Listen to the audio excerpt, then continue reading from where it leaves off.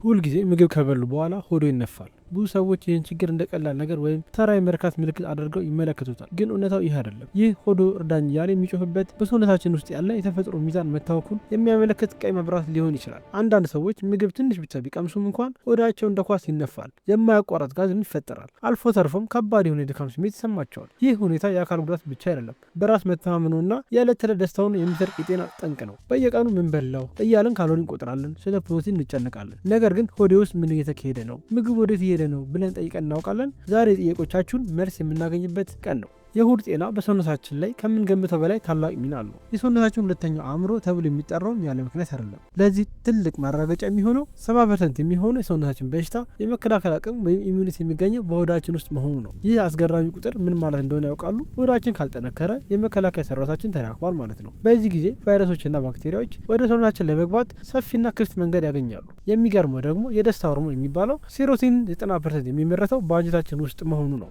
ለዚህ ነው ሆድ ሲቆጣ አእምሮ የሚጨነቀው፣ ድብርት የሚሰማና ትኩረት የምናጣው። ሆድ ሲረጋጋ ግን መንፈስ ይረጋጋል፣ እንቅልፍ ይስተካከላል፣ ህይወቱም ጣዕም ይኖራታል። ዛሬ ግን ተስፋ አንቆርጥም። እኛ በቀላሉ በእጃችን ልንቀይራቸው የምንችላቸውን 5 ወሳኝ ልማዶችን በጥልቀት እንመለከታለን። እነዚህ ልማዶች ቀላል ቢመስሉ በ21 ቀናት ውስጥ ብቻ ሰውነቶ ላይ የማይታመንና አስደናቂ ለውጥ ሊያመጡ የሚችሉ ናቸው። ለውጡን ለመጀመር መጀመሪያ የሆዳችን ሳይንስ ጠንቅቀን እንረዳ።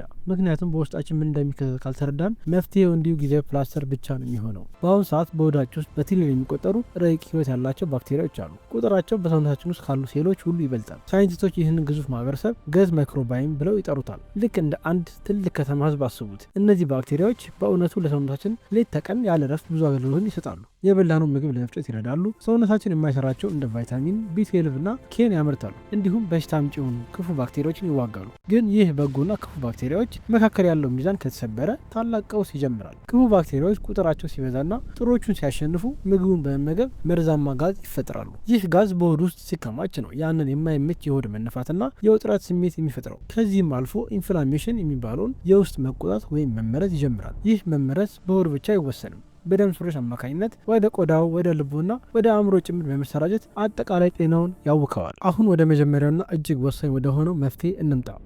አንደኛ፣ የታሸጉ ምግቦችን መቀነስ። ይህ የዘመናችን ትልቁ የጤና ጠንቅ ነው። ዛሬ በአካባቢያችን የምናያቸው አብዛኞቹ ምግቦች በተፈጥሮ ሳይሆን በፋብሪካ ውስጥ የተቀነባበሩ ናቸው። እነዚህ ምግቦች ረጅም ጊዜ እንዲቆዩ ተብሎ ፕሪዘርቫቲቭ መከላከያና ጣዕም እንዲኖራቸው ኬሚካልስ ይጨምራሉ። እነዚህ ኬሚካሎች ለሆዳችን ጥሩ ባክቴሪያዎችን እንደ መርዝ ናቸው። የሆዳችንን ግድግዳም ይወሳሉ። ለምሳሌ ፋስት ፉድ፣ በሶዳ የተሞሉ ሶፍት ድሪንኮች፣ የታሸጉ ኬኮችና ብስኩቶች በዋነኝነት ይጠቀሳሉ። እነዚህ ምግቦች የባክቴሪያ ሚዛን በማበላሸት ለክፎቹ ምግብ ይሆናሉ። ስለዚህ ለውጥን ከፈለጉ ወደ ተፈጥሮ ፊቶን ያዙሩ። ተፈጥሯዊ ምግቦችን በብዛት ይምረጡ። ለምሳሌ እንደ ምስር፣ ሽሮ፣ ትኩስ አትክልትና ፍራፍሬ ያሉ በፋብሪካ ያልተነኩ ምግቦችን መጠቀም። እነዚህ ምግቦች በፋይበር የበለጸጉ በመሆናቸው ለሆድ ጤናና ለጥሩ ባክቴሪያዎች እድገት መሰረትም ናቸው። አሁን ደግሞ ሁለተኛውና እጅግ ቀላል ግን ውጤታማ ዘዴ እንምጣ።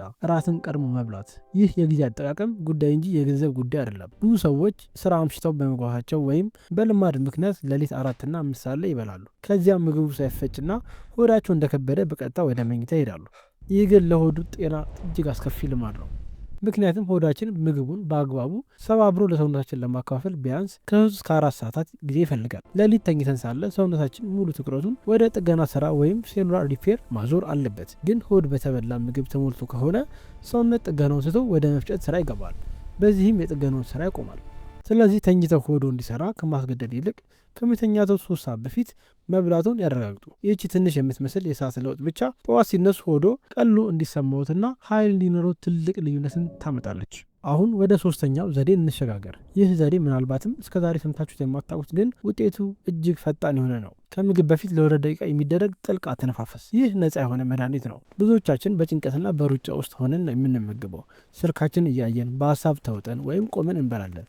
በዚህ ጊዜ ሰውነታችን ፋይት ኦር ፍላይት ተዋጋ ወይም ሽሽ የሚባለው የጭንቀት ሁኔታ ውስጥ የሚገኘው። በዚህ ሁኔታ ላይ ሰውነቱን ደሙን ወደ እጅና እግር ይልከዋል። ወደ ሆድ የሚሄደው የደም ፍሰት በከፍተኛ ሁኔታ ይቀንሳል። ደም የሌለው ሆድ ደግሞ ምግብን የመፍጨት አቅም የለውም። ስለዚህ ምግቡ ሳይፈጭ ሆድ ውስጥ ይቀመጣል። ከዚያም ባክቴሪያዎች ተረክቦት ጋዝ ያመርታሉ። ለዚህ ነው ብዙ ጊዜ በጭንቀት ሲበላ ሆድ የሚነፋው። መፍትሄውም ቀላል ነው። ከመብላቱ ከ2 ደቂቃ በፊት ዝምታን መምረጥ። ይህ ቫgus ነርቭ የተባለውን ነርቭ ያነቃቀዋል። ይህ ነርቭ ሲነቃቃ ሰውነታችን ወደ ሬስት ኤንድ ዳይጀስት ሁኔታ ይወስደዋል። በዚህ ጊዜ ሆዳችን አሲድና ኢንዛይሞችን በብዛት ማመንጨት ይጀምራል። ዘዴውም ለ4 ሰከንድ ወደ ውስጥ መተንፈስ፣ ለ7 ሰከንድ መያዝ፣ ከዚያም ለ8 ሰከንድ ቀስ ብሎ ወደ ውጭ ማውጣት። ይህ 3 ጊዜ ብቻ ደጋግሞ ሲያደርጉ ሆዶ ለምግብ ዝግጁ መሆንን ለአንጎሎ በኩል ትዕዛዝ ይደርሰዋል። ይህ ትንሽ ልምምድ የምግብ መፍጨት አቅምን በ40%ም ይጨምራል። አራተኛው ዘዴ ወደ ተለምዷዊ ግን በሳይንስ ወደ ተደገፈ የቅመማ ቅመሞች ዓለም ይወስደናል። የአዝሙድና የሱፍ ውሃ። ይህ ለሆድ መነፋት የመጀመሪያ እርዳታ ነው። ብዙን ጊዜ ምግብ ከበላም በኋላ ሆዳችን ሲወጠር ወደ ፋርማሲ እንሮጣለን። ነገር ግን በቤታችን ውስጥ ካሉት ቅመሞች በላይ ውጤታማ የለም። ጥቁር አዝሙድ ወይም ነጭ አዝሙድ ውስጥ የሚገኘው ታይሞል የተባለ ንጥረ ነገር የሆድ ጡንቻዎችን ስሙዝ መስልስ ዘና እንዲሉ ያደርጋል።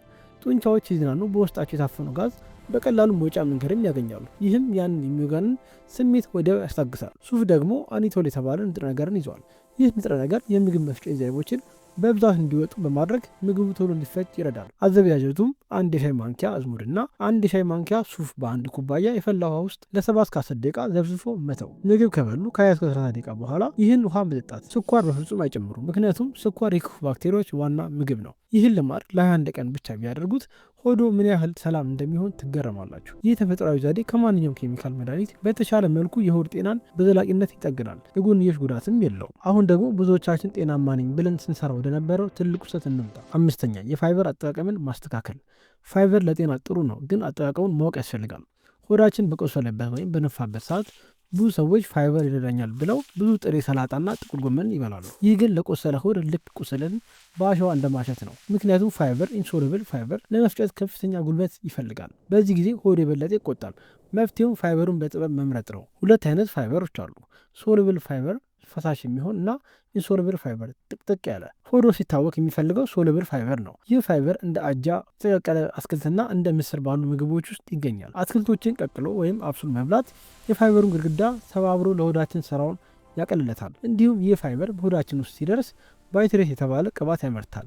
ይህ ቅባት የሆድን ግድግዳ የሚጠግን ቅቤ ነው። ስለዚህም ደንቡ ቀላል ነው። ሆዶ የታወቀ ቀን አትክልቶችን አብሱል ይብሉ። ሆዶ ሲረጋጋ ደግሞ ቀስ በቀስ ጥሬ ፋይበርን ይጨምሩበት። ጠለቅ ብለን ስንገባ የባክቴሪዎችን ዓለም ማወቅ ይኖርብናል። ፕሮባዮቲክስ እና ፕሪባዮቲክስ የሚባሉትን ቃላት ሰምታችሁ ይሆናል። ፕሮባዮቲክስ ማለት ህይወት ያላቸው ጥሩ ባክቴሪያዎች ናቸው፣ እንደ እርጎ ያሉ። ፕሪባዮቲክስ ደግሞ ለእነዚህ ባክቴሪያዎች ምግብ የሚሆኑ ፋይበሮች ናቸው፣ እንደ ጤፍና ሽንኩርት የመሳሰሉ። እነዚህን ሁለቱን ማጣመር የሆዶን ጤና ወደ ሌላ ደረጃ ያሸጋግረዋል። በዚህ 21 ቀናት ውስጥ የጥሩዎቹን ባክቴሪያ ሰራዊት መመገብ ላይ ትኩረት እናደርጋለን። 5ቱን ዋና ዋና ዘዴዎች አይተናል። አሁን ግን እነዚህን ዘዴዎች ይበልጥ ውጤታማ የሚያደርጉ የዕለት ተዕለት ሚስጥሮቹን እንመልከት። አንደኛውና ብዙዎቻችን የምንሳሳትበት ውሃ ነው። ውሃ ለጤና መሰረት ነው። ነገር ግን መች መጠጣት አለብን የሚለውን ጥያቄ የሆዶን ጤና ይወስነዋል። ምግብ እየበሉ ብዙ ውሃ መጠጣት የምግብ መፍጫ አሲድን ስቶማክ አሲድን ያቀጥነዋል። አሲዱ ከቀጠነ ደግሞ ምግቡ በአግባቡ ሰባብሮ መፍጨት አይችልም። ይህ ሲሆን ምግብ ሳይፈጭ ወደ አንጀት ይወርዳል፣ እዚያም ይበሰብሳል። ይህም ለከባድ የሆድ መነፋት ምክንያት ይሆናል። ትክክለኛውም ዘዴ ከምግብ 30 ደቂቃ በፊት ውሃ ይጠጡ። ይህም ሆዶ አሲድ እንዲያመርት ያነቃቀዋል። ምግብ እየበሉ ከሆነ ግን ጥቂት ብቻ ይበቃል። ሙሉ በሙሉ ውሃ ለመጠጣት ግን ምግቡን ከጨረሱ ከ45 ደቂቃ በኋላ ቢሆን ይመረጣል። ሌላኛው ሚስጥር ሙቅ ውሃ ነው። ጠዋት እንደተነሱ 2 ኩባያ ለብ ያለ ውሃ መጠጣት የሆዱን የጽዳት ሞገድ ያነቃቀዋል። ይህ ልምድ ሌሊቱን ሙሉ የተከማቸውን ቆሻሻ ጋዝ ጠራርጎ ማስወጣት ቀኑ በንጹህና በቀለለ ሆድ እንዲጀምሩ ይረዳውታል። ውሃ የሆዱን ትራፊክ እንደማስተካከል ነው። ሰዓቱን ጠብቆ ከጠጡት የምግብ መፍጨት ሂደቱ ሰላማዊ ይሆናል። ያስተውሉ፣ ቀዝቃዛ ውሃ ከምግብ ጋር መጠጣት ቅባቶች ስለሚያረጋጋ መፍጨቱን የበለጠ አስቸጋሪ ያደርገዋል። ብዙ ጊዜ መፍትሄውን ከውጭ እንፈልጋለን። ነገር ግን የእኛ ኢትዮጵያዊ ባህላዊ ምግቦች ለሆድ ጤና ተወዳዳሪ የሌላቸው መድኃኒቶች ናቸው። ለምሳሌ ያህል እርጎ በውስጡ በቢሊዮን የሚቆጠሩ ላክቶባሲለስ የተባሉ ጥሩ ባክቴሪያዎችን ይዟል። በየቀኑ 1 ኩባያ እርጎ መጠጣት የሆዶን ጥሩ ባክቴሪያ ሰራዊት በከፍተኛ ሁኔታ ያጠናክረዋል። ይህ ተፈጥሯዊ ፕሮባዮቲክ ነው። እንጀራ ደግሞ ሌላኛው ድንቅ ምግብ ነው። የጤፍ እንጀራ በውስጡ ፕሪባዮቲክ የተባለ ፋይበርን ይዟል። ጤፍ ለጥሩ ባክቴሪያዎች ምርጥ ምግብ ነው። ባክቴሪያዎች ጤፍን ሲመገቡ ባይትሬት የተባሉ ቅባትን ያመርታሉ። ይህ ቅባት ደግሞ የሆዱን ቁስል ይጠግናል። ምስርና ሽሮም ኢኑሊን የተባለ ፋይበር የበለጸጉ ናቸው። እነዚህ ምግቦች የሆድን ግድግዳ በማጠንከር ሊኪገት እንዳይከሰት ይከላከላሉ። ሌላው አስገራሚ ነገር ቡና ነው። ቡና በራሱ ለሆድ ባክቴሪያዎች ጥሩ ሊሆን ይችላል።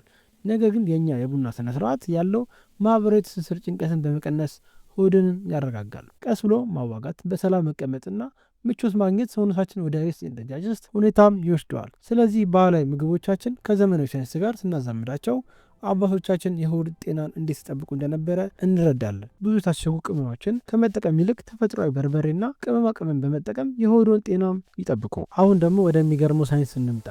ሆዶ የሚታወቀው በበሉት ነገር ብቻ ሳይሆን በገቡበት ሀሳብ ጭምርም ነው። ገት ብሬን አክሲስ የሚባለው ሳይንስ እንደሚያሳየው ሆድና አእምሮ በየሰከንዱ መረጃ ይለዋወጣሉ። ሲጨነቁ አንጎሎ ኮርቲሶል የተባለ ጭንቀት ሆርሞን ያመነጫል። ይህ ሆርሞን ደግሞ የሆዱን ባክቴሪያዎች ሚዛን ወዲያውኑ ያናጋል። ለዚህ ነው ለፈተና ሲገቡ ወይም ለስራ ቃለ መጠየቅ ሲሄዱ ሆዶ የሚታወቀው። ጭንቀት ሆዶን ያቆስላል። በተገላቢጦች ደግሞ ሆዶ ሲታወቅ አእምሮ እንዲጨነቅና እንዲበሳጭ ያደርገዋል። 90% የሚሆነው የደስታ ሆርሞን የሚመረተው ሆድ ውስጥ ብቻ መሆኑንም አንርሳ። ስለዚህ የሆድ ህመም ካለቦት በመጀመሪያ የጭንቀት መጠኑንም ለመቀነስ ይሞክሩ። ቀለል ያለ እንቅስቃሴ ማድረግ፣ ከሚወዱ ሰው ጋር ማውራት ወይም በቀን ውስጥ ለጥቂት ደቂቃዎች ጸጥታ መምረጥ ሆዶን ይፈውሳል። አእምሮ ሲረጋጋ ሆዶ ስራን በአግባቡ መስራትም ይጀምራል። ይህ የሁለትዮሽ መንገድ ነው። በእነዚህ 21 ቀናት ውስጥ አእምሮን ከጭንቀት ለመጠበቅ ይሞክሩ። ያን የሆዱን ፈውስ ያፈጥኑታል። ጤናማ ሆድ ማለት ጤናማ አእምሮ ማለት ነው። አንዱ ያለ አንዱ ሙሉ ሊሆንም አይችልም። ሌላው ትልቁ ጠላት ያለ ሐኪም ትዕዛዝ የሚወሰዱ አንቲባዮቲክስ እና የህመም ማስታገሻዎች ኢቡፕሮፊን ናቸው። አንቲባዮቲክ ጥሩንም ክፉንም ባክቴሪያ ጠራርጎ ያጠፋል። ይህም ሆዶን ባዶ ያደርገዋል። በተጨማሪም ሲጋራና አልኮሆል የሆዶን የውስጥ ሽፋን በማቅለጥ ለቁስለት ያጋልጣሉ። እነዚህን ልማዶች መቀነስ ለሆዶ ትልቅ ስጦታ መስጠት ነው። ወደ መጨረሻው ቁልፍ ነጥብ ደርሰናል። ይህ ነጥብ ካልተስተካከለ የቀደሙት 5 ዘዴዎች ሙሉ በሙሉ ውጤታማ ሊሆኑ አይችሉም። እሱም እንቅልፍ ነው። እንቅልፍ ለአእምሮ ብቻ ሳይሆን ለሆድም እረፍት ነው። ሌሊት ተኝቶ ሳለ ሆዶ ኦዲፒር ሙድ ወይም የጥገና ሁኔታ ውስጥ ይገባል። በዚህ ሰዓት የሆዱ ግድግዳ ህዋሶች ኢንቴስቲናል ሴልስ ራሳቸውን ያድሳሉ። ልክ በቀን የደከመ ሰራዊት ሌሊት ሰፈር ገብቶ ትጥቁ እንደሚያስተካክል ማለት ነው። እንዲሁም ኤምኤምሲ ሚግሬቲንግ ሞተር ኮምፕሌክስ የተባለው የጽዳት ሞገድ የሚሰራው ሌሊት ሆዳችን ባዶ ሲሆንና ስንተኛ ብቻ ነው። ይህ ሞገድ የሞቱ ባክቴሪያዎችን፣ የምግብ ትርፍራፊዎችን ጠራርጎ ያስወግዳል። በዚህ እንቅልፍ ካላገኙ ግን ይህ ጽዳት ይቋረጣል። በዚህ ምክንያት ጠዋት ሲነሱ ሆዶ ይነፋል፣ መጥፊያ አፍጠረን ይፈጠራል፣ እንዲሁም የድካም ስሜት ይሰማታል። ጥናቶች እንደሚያሳዩት 7 እና 8 ሰዓት የሚተኙ ሰዎች የሆድ ባክቴሪያቸው ማይክሮባዮም እጅግ የተለያየና ጤናማ ነው። ስለዚህ የሆድ ጤናን ለመጠበቅ ማታ ስልክዎን አርቀው በጊዜ መተኛትን ልማድ ያድርጉ።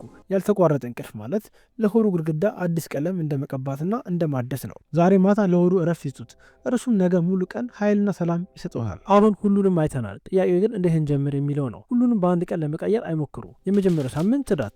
በመጀመሪያው ሳምንት የታሸጉ ምግቦችና ኬሚካሎችን ከቤቱ ያስወግዱ። በቃ ይህን ብቻ ያደርጉ።